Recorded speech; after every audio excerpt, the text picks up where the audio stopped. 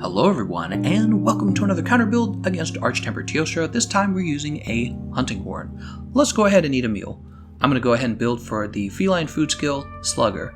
I'm doing that by eating all courage food types, right? It's got the little red indicator. The first 4 ingredients were for attack, and the second 2 were for defense. That's why we got attack medium and defense small. And the food skill definitely activated because I used a voucher. When you use a voucher, you get 100% activation rate. Alright, and now we're going to eat a whole bunch of buffs. One of the reasons why I wanted to show you guys this build is because it's so useful for multiplayer. You're going to be able to play as a healer, as a team buffer, and the hunting horn that we chose, the Lunastra Blaze, also comes with guts. It's really nice. We're going to shoot him in the butt real fast with the torch pod. I picked those up earlier. Here he comes, and now I'm going to bop him in the head. Yeah, I didn't want to run all the way down there. Should have put the Rocksteady Mantle on first. Ooh, those are some really nasty moves. Arch-Tempered Teostra, he is not a joke. He's very powerful, but the armor skin and the, what am I trying to say? There's so many names to these buffs. Yeah, there was the armor skin and the adamancy. There we go. Those together are really going to help your team survive a lot better.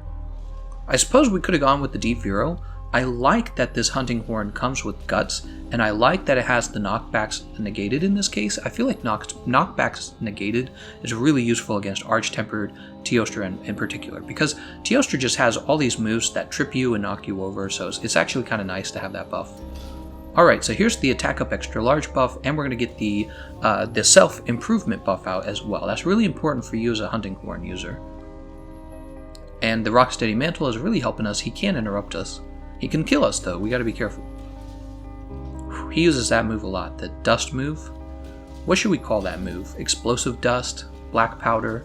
It's not actually the color black. Alright, so at this point we're really wanting to start to get the damage out on him, and this fight takes a little longer. There's some things that don't really go right for me, and I wanted to kind of explain them. As I actually had several runs with the hunting horns. Some of them were better than this one, but this one I felt was more informative. It's going to be a bit longer too. So here's where things start to go wrong. He actually leaves early. I have no idea why he left. He just ran up to the top of the stage, almost as if he de-aggroed me, but my radar's still red, and I waited down here for him to come back, and he didn't come back. So time's ticking. I decided I'd go ahead and meet him up there, but I didn't want to. That's because it's very easy to screw up the turf war between him and Arch-Tempered Kushala d'Ora if you go up there. It's really unfortunate, but it's true. When you go up there, you want Arch-Tempered Kushala d'Ora to already be there, but he's not. And what happens is, if you crowd control Teostra, if you crowd control him while Kushala d'Ora shows up, you're not going to get the turf war. It's very frustrating. Alright, I'm kind of playing it here by the ledge because my mantle is dead. I'm thinking I could get a mount on him. Missed. You'll notice I really like to chill around his head. I feel like his head's a safe spot. In particular, you have the left side and the right side of his head. Really a good spot to be in my opinion. But you have to be careful. If you just mindlessly attack, you're going to get hit by something. You kind of have to wait for him to use a move and then you use a move, right? You reposition yourself. He's got kind of a hot floor going on there as well. He gets an aura that does damage to you too. He's a really damaging monster. And you'll see I'm actually dodging through that, but then I don't dodge the last time. So you have to keep dodging through his flamethrower there. And that's one of the things I kind of wanted to highlight about the fight. If you're going to use a hammer, if you're going to use a hunting horn, there's no way around it. You have to learn how to dodge. I'm not talking about outspacing. Outspacing is a different idea. Outspacing is when you know the length or the size of the hitbox that's coming at you, so you just stay out of it. Dodging is when you actually go through the move. It would have hit you, but you use your iframes to dodge it. So my Palico has just put Arch-Tempered Teostra to sleep. I get to sleep bomb him now. I strongly recommend that you bring multiple barrel bombs to every fight. You should always bring as many mega barrel bombs as possible, and all the ingredients you need to craft more mega barrel bombs. You'll notice I keep looking up in the sky because I keep thinking Arch-Tempered Kushala d'Ora is going to come down any minute. Of course he doesn't, and he does when I'm not ready. That's how it goes, right? It's just bad luck. Like, why did Arch-Tempered Teostra even come up here in the first place? It's very frustrating. There's his tail wag. Of course, we know Lunastra has a much sexier tail wag than Teostra does. He tries, but is, it's more of a try. Yeah, I'm still watching for Kushala. You can see I'm in danger now because he could actually kill me. The gut skill is not going to protect me here. I don't have enough health left. I really ought to jump backwards and grab that Figure Wasp spray, but I'm playing it on the edge. Alright, that was the performance where I do a backswing or I move backward. I do that by pushing backwards on the joystick during the performance or before the performance begins. And there's Kushala Daora, and I was hoping that maybe they would still get into a turf war and I would get that 2,000 damage, but of course they don't, and it probably has to do with the fact that I KO'd Teostra. As Kushala Daora was showing up, I KO'd Teostra. So they're not going to do it. It's really frustrating. I'm sure there's some simple mechanics to it that I screwed up. Alright, we're going to grab some stones here. I know that in the next section we're going to be dropping boulders, and I don't want to miss those. Also, I'm still secretly kind of hoping they'll fight each other, but nope, they're not going to do that. Look, he jumps in the air, so I was like, oh, well, that's it. Here's Kushala Daora interrupting us. God, he's annoying. And Teostra does a thing where he should have gone to the back of this map, underneath the second boulder. Instead, he stops early. So it's just another thing that went wrong, because normally what I would do is while he's flying, I would drop the back boulder on him and get a free knockdown. And of course, a free knockdown means I'm also going to get to hit him in the head a whole bunch for free, right? But that didn't happen. And yeah, it's just kind of unfortunate. I'm still going to get the damage from this boulder. Strongly recommend you do not waste these boulders. And it's tricky with Teostra, I understand. He moves around a lot, but you got to be sure. You got to be sure before you drop the boulder. Yeah, one of the annoying things is when he's under the boulder, he tends to also be on top of you. I want to shoot it. I almost did. See, that would have been correct, but his wing blocked it. Now I'm really trying. Here we go. And since we have the second boulder, he finally gets knocked down. Once again, if he had flown to the back boulder like he normally does, I would have just been able to knock him out of the air and gotten all the free damage, but it just didn't happen for me. So that's two things that really went wrong. Is first, he went up to Kushala Daora early, and I didn't get I crowd controlled him, so I didn't get the turf war, and then he didn't go to the back of the map here to the second boulder, and I didn't get to knock him out of the air. So it's just kind of a bad run. Good runs, you don't have those problems. Alright, there's a knockdown. I'm not sure if that one's from KO, is it? I don't think it's from KO. Looks like it's just a regular knockdown. He is aggressive. Look at that. So, I'm struggling to get all my buffs up. Ironically, I shouldn't be struggling with this particular horn because you have the melody extender, but I am. I don't have the knockback extender, or the knockback negation, I'm sorry.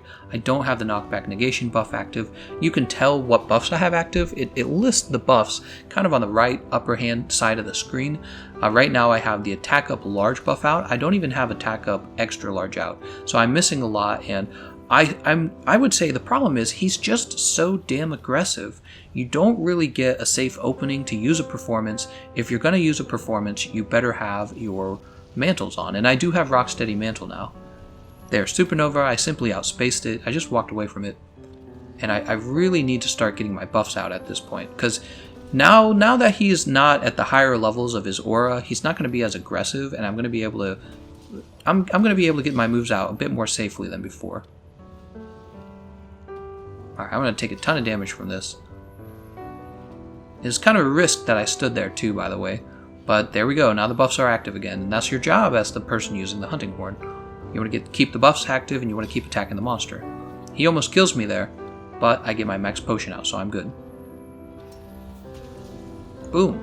We got a little bonus damage there from the blast buildup. It's kind of nice. You forget about that until it happens. So once again, as I said before, you have to learn to physically dodge through his attacks. It's true for anyone who really wants to be competent with this game. It's very tricky to do. I can tell you the timing on the rolls is they have to be at the last second. They have to be at exactly the moment that the attack is coming out. My radar just turned white. That means you want to move on to another area. That's okay. I got a lot of nice swings in it right at the end. But I am kind of wasting my Rocksteady Mantle a bit. Let's go ahead and resharpen and catch up with them. So I got both of my buffs active. It would be nice if I could keep them active. I'm going to go ahead and eat the Adamant Seed and the Might Seed again.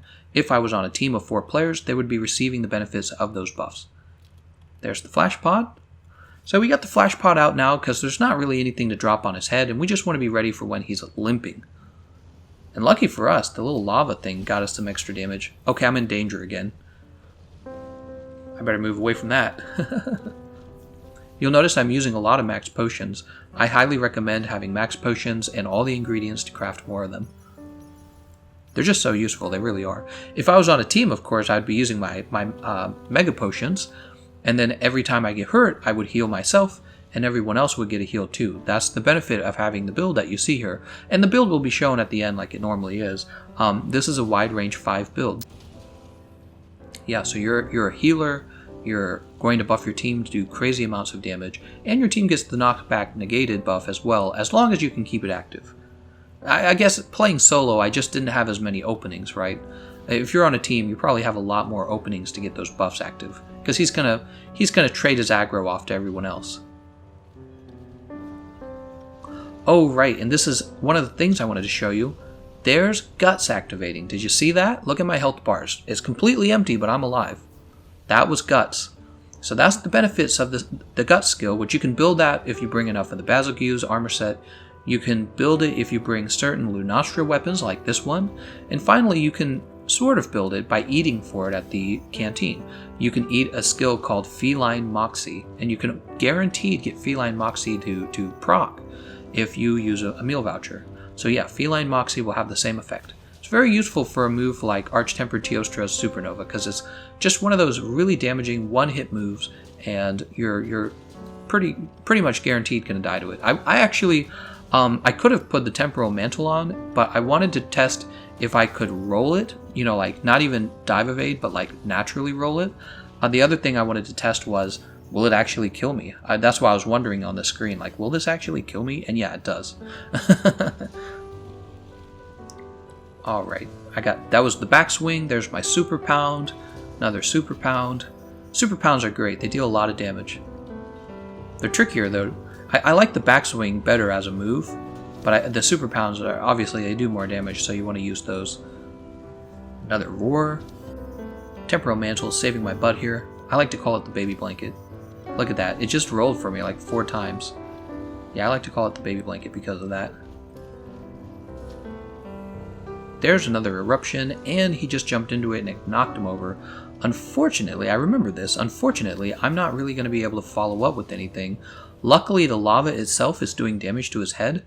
But yeah, I didn't get to attack him. It would have been better if I could have attacked him. I suppose what I should have done, in hindsight, I should have attacked like his legs or something. Just any other part of his body, because I could have been doing damage that whole time. That's okay. The point of this run isn't for it to be a speed run, obviously. It's a 20-minute video, but the point of it is to show you guys, hey, here's what the fight will actually be like for a typical player. This build isn't optimized for damage. I didn't take like attack up 4. I didn't go crit eye or anything. I took a lot of defensive skills that I think will keep you alive, including the Gut skill that you get from the horn itself, right? The Lunastra Blaze. Alright, he's going to move on to the next location. I wasn't sure, because he didn't start limping, I wasn't sure if he was going to go back to his nest, so I actually checked to see where he's going. He's going to the next area. Now this next area is a good place to get your mounting done. There's 2 hills, and the center of the map, there's a lot of little cliffs you can hop off of to get mounting damage. So we got a little mounting damage all the way at the beginning of the fight, and we're going to get a mount here easily. Running over, I'm eating another Might Seed. Yep, you're the team buffer, the team healer. You're going to make the fight a bit smoother, and you're going to give your team knockdowns as well, right? That's really beneficial. So once again, I'm in a lot of danger, but max potion to the rescue. Those max potions, guys, you can't underestimate how powerful those are. Alright, and I tried to do mount damage there, but I missed. If I hadn't missed, I would have done that right there. So I'm not wearing a mantle. And what that means is it is a terrific time to get your mount in. When your mantles are active, you don't want to mount the monster while your mantle is active, because it's basically a waste of your mantle. But now that the mantles are on cooldown, that's when you want to do your mounting, because you kind of waste some time. You let some time pass by, but you damage the monster safely while the mantles are coming back. So we're waiting for the temporal mantle to come back. I think the temporal... No, we're waiting for the rocksteady mantle. There's our knockdown from the mount. And now I'm just going to wail on his head like you typically would. Those are super pounds. Super pounds leading into a... Is that a KO? I think it's a KO. Yeah, it is a KO. You can tell because he's got the little yellow stars around his head. And we're getting the attack up large buff back out. Very good. Oh, good. Oh, and our Palico put him to sleep again. That is the benefit of being able to bring a Palico with you. And notice, I have enough Mega Barrel Bombs to do another wake-up attack on him. That's why you always bring all the ingredients for crafting many Mega Barrel Bombs. They're just too powerful. You don't ever want to miss out on them. There's the Rocksteady Mantle. You'll notice Cool Drink is worn off, but that's okay. Okay, he's limping. We're done. We have all 3 of our lives. Guts is gone, but we have all 3 of our lives, and he's limping. It's very hard to lose at this point. And here he is. He's back down. When this is what you save your flash pods for, is actually this moment.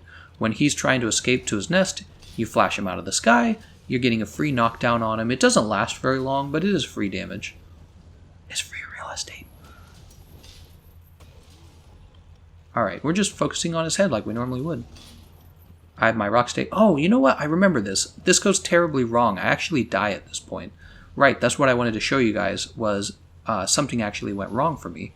So, let's see what it is, because I'm trying to remember. I just remember he does a bunch of damage to me all of a sudden. Let's see what it is. So he's trying to get away again. We're going to flash him one more time. I'm at half health. I should probably heal up. And I'm going to kind of heal up, because I'm getting health back every time I hit him with the hunting horn. Oh, this is it. So what just happened right there is there were 2 of the black powder explosions, and because I'm wearing the Rocksteady Mantle, I took damage from both of them rather than from one of them. Normally what would happen is you would be hit by one and it would knock you into the air, and then you would not take damage from any others. But since I have Rocksteady Mantle, you're able to take damage from both of them because you're not interrupted by either of them. Yeah, so he damaged me. I was already missing about 1/3 of my health, and then I got hit by 2 of the black powders. I just wanted you guys to see that so you know what to look to avoid. So if you're wearing Rocksteady Mantle yourself, and he's constantly using the black powder, you just got to make sure you don't stand in a group of them, because you're not invincible when you wear that Rocksteady Mantle. You'll end up dying. He's a very powerful monster. Now, as a solo run, this is still totally viable. I mean, if you play the whole thing and you only lose 1 life, you're doing fine. If you're just farming up the tickets, you don't really worry about a speed run, you're doing fine. For speed running, obviously, you'd probably want to change the build to have like attack boost 4, maybe crit eye. There's a variety of ways you can. I think peak performance will actually fit on the build. I'm not sure about that, but you'd probably go with like the Dragon Armor set rather than the defensive set like the one I went with. Here's another crazy moment. This time I'm wearing the Fireproof Mantle, which you'll notice I traded out to bring the Fireproof Mantle after I died. So I brought the Fireproof Mantle and it just saved me. That's because with the Fireproof Mantle, well, it looks like Guts is back too. I could be wrong about that. You guys should tell me. I rarely use Guts. Does it come back after you die? You have to tell me. Alright, so the Fireproof Mantle reduces elemental damage from fire attacks, and that was his supernova, and I actually lived through it. So, yeah, Fireproof Mantle would have actually saved me back then earlier as well with the black powder. Remember the black powder incident where I died to that? Oh, I'm about to kill him, I remember this. Yeah, with the black powder, what would have happened is the Fireproof Mantle would have reduced the damage, and then I would have been knocked off of my feet and not taken damage from the second black powder. That's what would have happened. So, in many ways, you can think of the Fireproof Mantle as a better defensive option than the Rocksteady Mantle, but the Rocksteady Mantle lets you get more damage out. Alright, he is obviously very dead. You'll notice I brought him over to that ledge because I was trying to get a second mount on him. It's totally doable. You can easily get a second mount, but he died before then. Let's go ahead and take a look at the build. Yeah, so Handicraft Charm fit in there. I think that's where you could probably...